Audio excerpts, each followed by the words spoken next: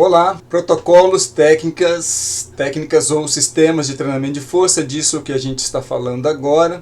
E na aula anterior eu estava falando deste tópico que era sobre programa de execução. Comparei alguns programas, Pirâmide, Drop Set e o Rest Pause.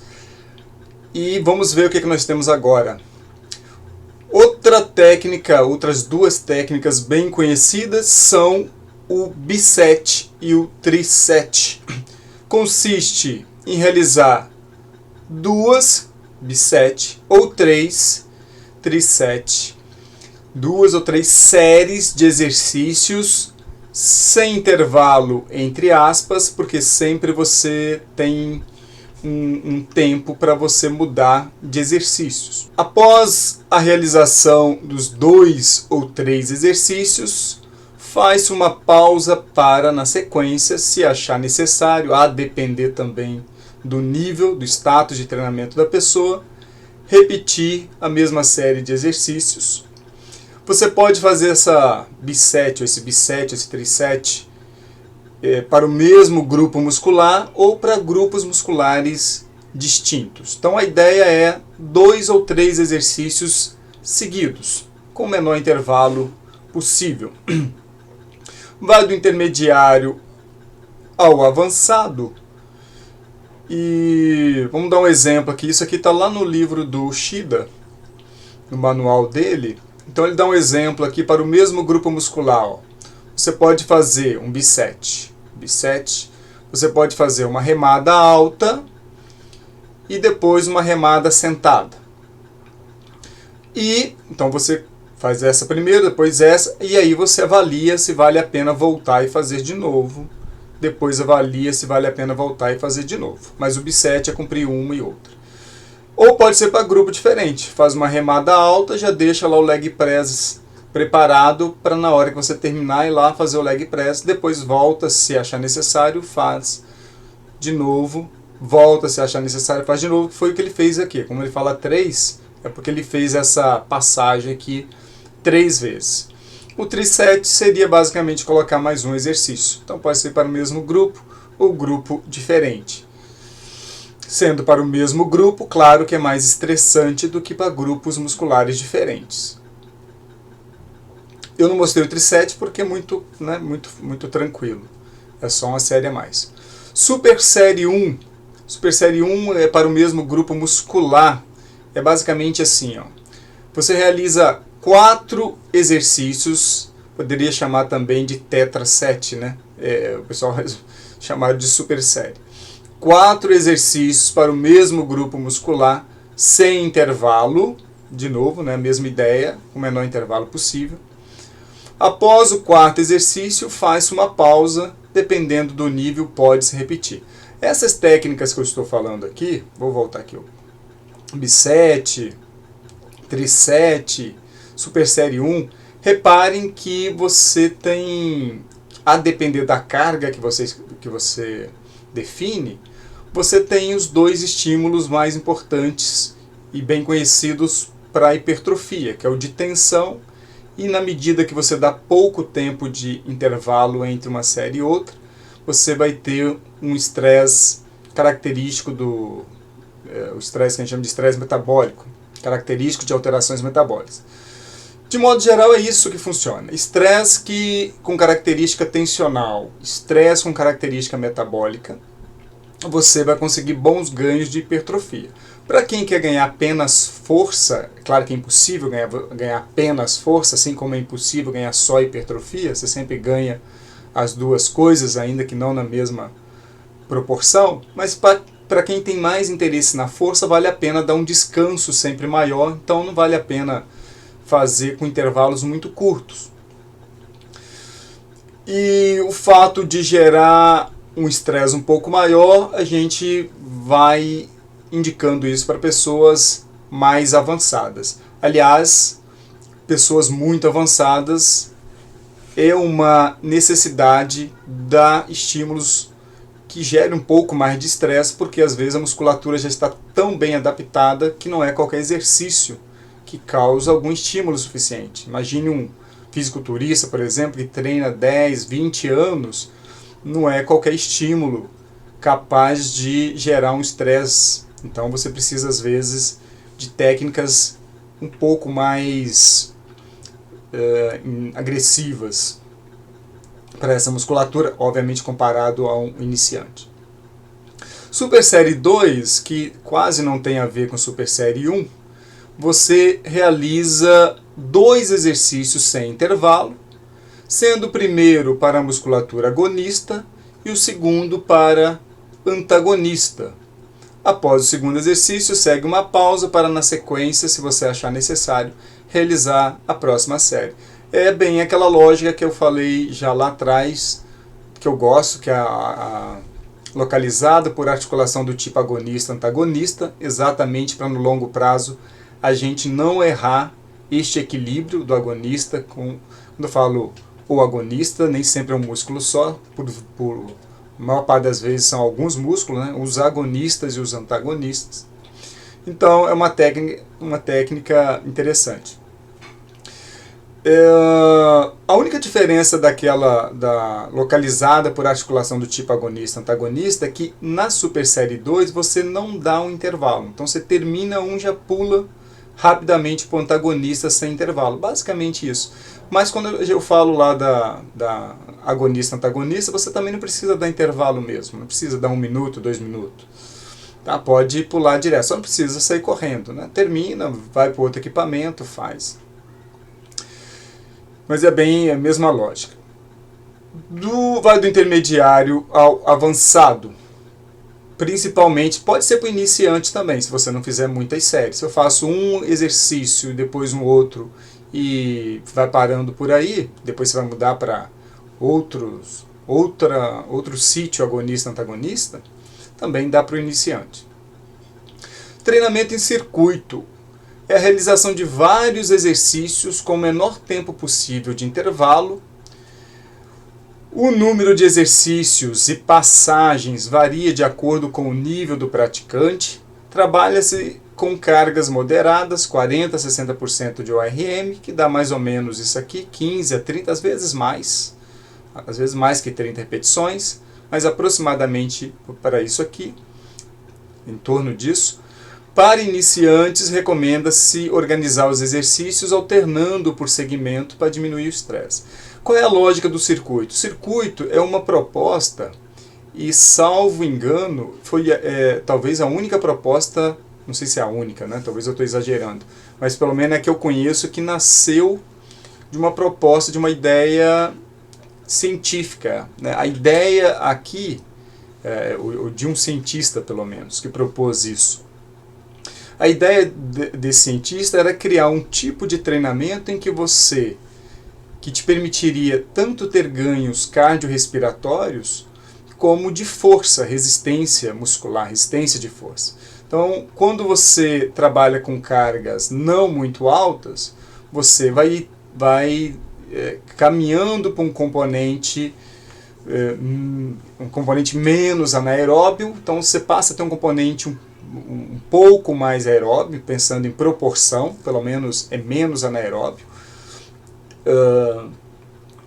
E isso te permitirá, porque faz muitas repetições, uma elevação da frequência cardíaca, por exemplo, gerando um estresse cardiovascular maior do que se fizesse poucas repetições.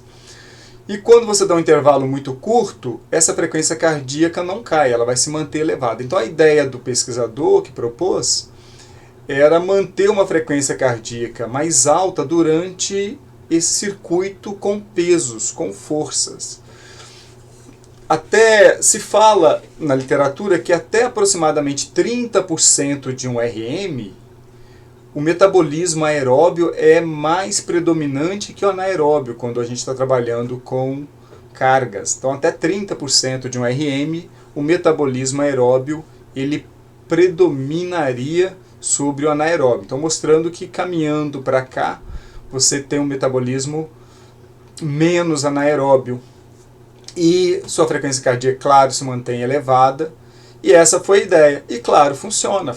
De fato, você vai ter bons resultados cardiorrespiratórios, só não pode confundir aqui, por exemplo. Esse ganho cardiorrespiratório não vai ser igual se você fizer um treinamento específico cardiorrespiratório, como corridas, natação, ciclismo.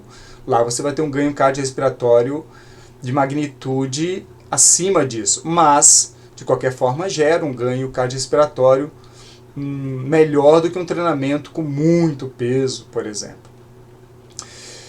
Então essa foi a ideia, e é uma ideia que funciona bem e dá para a gente fazer diferentes, enfim, dá para fazer uma arquitetura que variar bastante coisa. Objetivo, por causa desse intervalo, resistência de força muscular, mas a gente sabe que isso aqui também gera boa hipertrofia. E na medida que se dá pouco intervalo, né, um intervalo pequeno, pode contribuir bastante para a hipertrofia também. É uma estratégia interessante.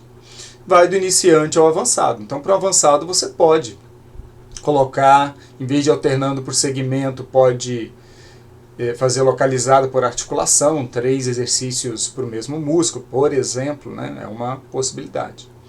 Então a ideia do circuito é que você vai sair de um equipamento, vai passando, obviamente, de uma musculatura de interesse, indo para outra, até voltar aqui e, se achar necessário, fazer de novo.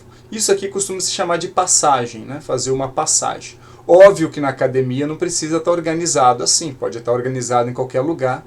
É só você ter a clareza de onde você está começando, quais exercícios você passará para depois voltar para cá. Tá? Então a ideia do circuito é essa de fazendo exercício, dando pouco intervalo e fazendo um pouco mais de repetições do que classicamente se fazia, que era a proposta. Lembrando que antigamente a proposta para hipertrofia era de 6 a 12 repetições máximas.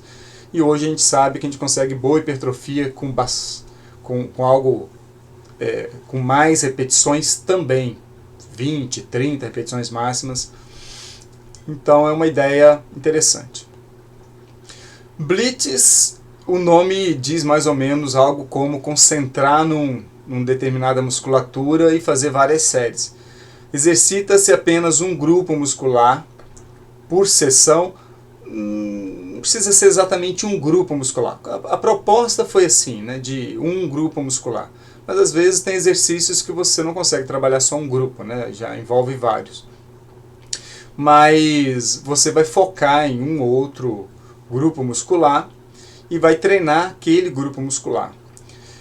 É muito comum, ainda que nem sempre use esse nome, mas é muito comum em fisiculturistas que eles costumam colocar, às vezes, o mais comum é 2 exercícios por sessão, ou 2 exercícios não, 2 grupos musculares de interesse por sessão, às vezes 3, depende do fisiculturista, e fazem muitas séries. Então, vamos dar um exemplo aqui, peitoral e extensores do cotovelo, né, num dia.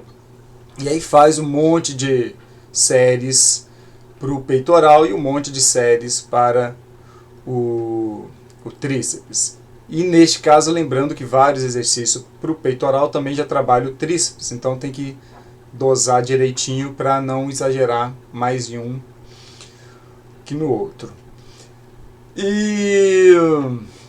Então essa é a ideia. Obviamente, por causa do alto volume e alta intensidade, só é interessante para avançados, como um exemplo, fisiculturista, mas podem ser atletas de outros níveis, a depender do interesse. Um exemplo aqui de blitz que o Shida colocou no livro dele, pelo menos no antigo, não sei se ele manteve no novo, no mais recente, né? Aliás. Então aqui ele fez, por exemplo, mirando principalmente deltoide. Então, ó, desenvolvimento anterior, desenvolvimento com halteres, elevação lateral, crucifixo inverso, elevação frontal, remada em pé. Óbvio que não está acertando só o deltoide, mas há uma preocupação, um interesse em trabalhar o deltoide tanto na sua região anterior, acromial e posterior. E fez várias séries.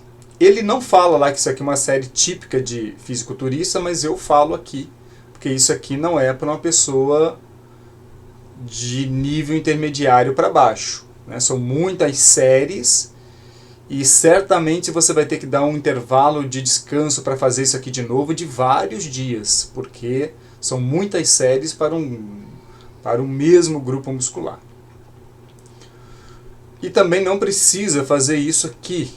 Se ele deu um exemplo, é porque ele deve estar o exemplo o que ele quis ilustrar aqui, que às vezes você faz 8, às vezes faz 10, às vezes, porque você coloca lá uma zona de repetições de 8 a 12, e às vezes fica em 8, fica em 10, fica em 12, não tem problema nenhum, tudo vai funcionar bem, e se passar também vai funcionar bem, se ficar menos também vai. Repetição forçada é você realizar o exercício até a exaustão. É interessante que hoje a gente realiza os exercícios até a exaustão, até a fadiga, ou até próximo disso. Mas houve um tempo que isso isso era uma técnica diferente, feita principalmente por fisiculturistas. Eles treinavam levando a musculatura até a falha. E depois, cientificamente, ficou claro que isso realmente aumentava a resposta para a força e para a hipertrofia, porque chama mais unidades motoras para trabalhar.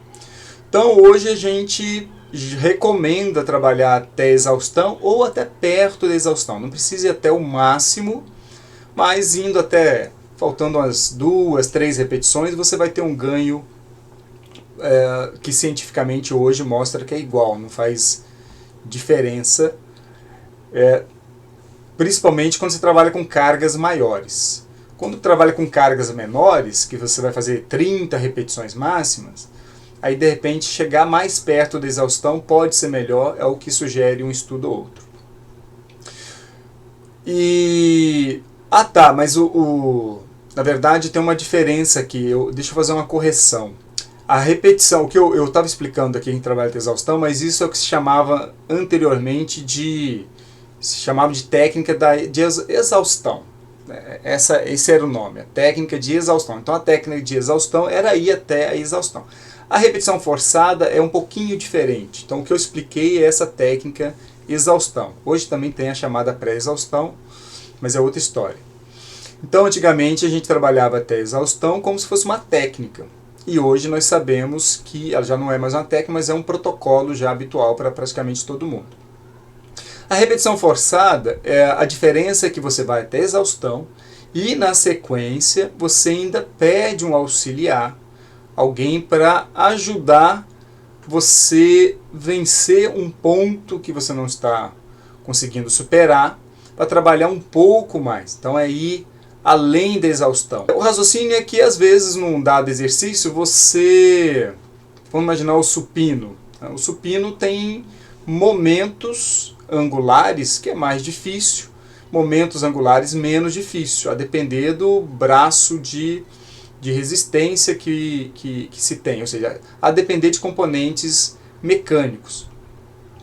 Então o argumento é que nem todo momento angular se trabalhou excessivamente. Então a ideia é que naquele ponto alguém ajude para você poder vencer e você então poder trabalhar um pouco mais nos outros momentos, nos outros pontos angulares. Tá? Um termo corriqueiro em academia de dar um leve, né? Dá um leve aí, dá uma ajuda, que às vezes é dar um pesado. Né? Eu já vi muita gente em que o ajudante faz quase mais força do que o executante. Mas é dar uma pequena ajuda para vencer esse ponto crítico e a pessoa conseguir cumprir. A outra coisa também é para a pessoa valorizar a fase excêntrica. Então ela vence, a gente sabe que a fase excêntrica você consegue fazer um pouco mais de repetições, você consegue tolerar uma carga maior na fase excêntrica. Então também essa era a ideia. Então alguém ajuda e na fase excêntrica você valoriza um pouco mais. Não há essa necessidade, pelo menos para a maioria das pessoas. Talvez eu indicaria como possibilidade para pessoas muito treinadas, fisiculturista de novo, né? A gente treina 10, 20 anos, pode ser que hora ou outra vale a pena tentar essa estratégia, porque de fato é uma musculatura que aguenta mais porrada do que um músculo de um iniciante, tá? Mas então, você até pode fazer por intermediário, mas eu particularmente não faria, deixaria só para avançado, porque não há necessidade. Por que eu digo isso? A gente sabe hoje que tanto para força quanto para hipertrofia, a gente nem precisa ir até o máximo. A gente sabe também hoje que a gente já recruta o máximo de unidades motoras na casa, trabalhando na casa de 75% a 80% de um RM. Então temos alguns trabalhos que mostram isso. Então não há exatamente essa necessidade. Mas para o avançado é uma possibilidade. Tem pelo menos algum argumento para isso. Existem muitas outras técnicas, eu não consigo, não dá para a gente falar no período regular de todas elas, mas vocês acham isso com facilidade. A GVT, por exemplo, que é um protocolo que você faz 10 séries de 10 repetições, ou seja, bastante volumétrico e bastante intenso, porque são 10 repetições máximas. Mas a gente tem estudo mostrando que se você fizer metade, uma GVT adaptada, dá no mesmo, tanto para força quanto para hipertrofia. E aí tem outras. Depois você, Oxford, Delorme, séries gigantes, o Heavy Dutch, que é uma proposta pelo Mike Mentz, proposta pelo Mike Mentz, fisiculturista bem conhecido, da década de 80, se eu não me engano. Super lento, uma estratégia de empurrar e puxar, pré-exaustão, que também tem alguns artigos, mas que não tem mostrado exatamente ser melhor do que não fazer, mas é uma das técnicas que se tem alguns artigos sobre. Mas tem mais sobre recrutamento, estimulação drive neural medido por eletromiografia do que necessariamente por hipertrofia no longo prazo. Tá? Repetições parciais, mistas e mais uma infinidade. Todo livro de treinamento de força tem, na internet tem gente que apresenta 1 milhão dessas coisas. E nós não temos estudo para tudo. E uma coisa que eu posso garantir para vocês que qualquer dessas técnicas, se ela tem um componente de estresse pelo aspecto da tensão importante, vai gerar efeito para ganho de força e hipertrofia. Se tem também o estresse caracterizado por alterações metabólicas, também vai contribuir para hipertrofia. Se tiver os dois, obviamente que vai contribuir. Então, o que você pode usar, às vezes, estas técnicas, tanto por uma questão de variedade, mas também porque às vezes faz sentido quando você quer um protocolo um pouco mais rápido, um protocolo um pouco mais estressante. Por isso, a gente não considera só o aspecto do resultado do ganho de força e da hipertrofia, por exemplo. Mas também tem, às vezes, outros cenários para você considerar se vale a pena ou não. Tá? E aí, enfim, depois vocês buscam, caso vocês queiram conhecer um pouco mais sobre isso. A maioria dessas técnicas, foi criada objetivando hipertrofia, porque nasceu principalmente com fisiculturistas. Mas a modulação das variáveis do treinamento permite usar para atingir força, potência, resistência. Se você quer dar mais ênfase à força e potência, sempre dá mais descanso entre uma série e a outra. Para esses dois, para a resistência de força também, né? Você não tem a necessidade e também não faz muito sentido você não deixar recuperar substratos de forma suficiente para você dar o próximo estímulo. Então dá uma série, espera uma recuperação mais próximo de 100% dos substratos energéticos, principalmente ATP, fosfocreatina, para você dar o próximo estímulo. Tá? Mas dá para usar várias dessas coisas, várias dessas técnicas. Resistência de força também você dá um tempo suficiente. Às vezes não precisa dar tanto tempo, mas também. Tá? Então a ideia desse estresse metabólico tem mais a ver para a hipertrofia. Para as outras coisas, ainda não tem mostrado ser uma variável que amplifica, por exemplo, o ganho de potência, força máxima e resistência de força. Tá? Pelo contrário, como o estresse metabólico causa fadiga muscular, pode te atrapalhar, no mínimo tecnicamente, de você cumprir as tarefas motoras específicas da potência e da força máxima e resistência de força. Esse aqui é o artigo que eu falei que fizeram o GVT modificado, e a modificação foi fazer metade. Em vez de fazer 10 de 10, fizeram 5 séries de 10. E o resultado foi a mesma coisa, estatisticamente deu no mesmo. Quem quiser depois dar uma lida nele. Próxima aula eu vou fazer um encerramento da disciplina, que é uma espécie de fazer um resumo, não de tudo, porque a disciplina tem muita coisa, mas das características práticas das aplicações. E sempre deixo aqui o nosso livro de propaganda, o site onde o livro está para quem quiser fazer o download, o nosso blog, onde semanalmente a gente tem colocado postagem. As duas últimas foram essas, a última inclusive fui eu mesmo que escrevi, que é uma pergunta que sempre me fazem. Enfim, quem tiver interesse para complementar a formação, vai lá.